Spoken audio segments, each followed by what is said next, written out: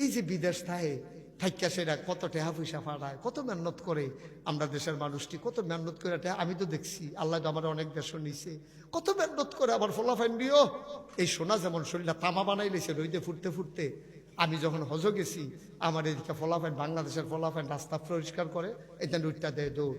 আমি নিয়ত করলাম আর যে তার দৌড়ে সিফাত গিয়া দৌড়াম। তো যখন দৌড় দিয়েছি, আমিও পাঞ্জাবি আগে আগে আলগি দিয়া খেলে রয়েছি। দৌড় আমার লোকে কি তুই দৌড়াইয়া পারবি? দৌড় দিয়ে গিয়ে দেখি যে সিফাত গিয়েছে ফিলাটের গড়াত খেলতে খেলছে। কি সিফাত কি?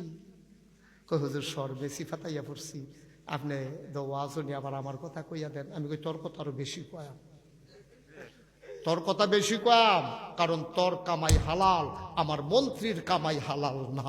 ঠিক কিনা কও? তোর রক্ত বেচা কামাই তো, ঠিক কিনা কও? আমার মন্ত্রীর কামাই হালাল না, কিন্তু তোর কামাই হালাল। আমার ডাক্তারের কামাই হালাল না, তোর কামাই হালাল। আমার ইঞ্জিনিয়ারের কামাই হালাল না, তোর কামাই হালাল। ঠিক কিনা?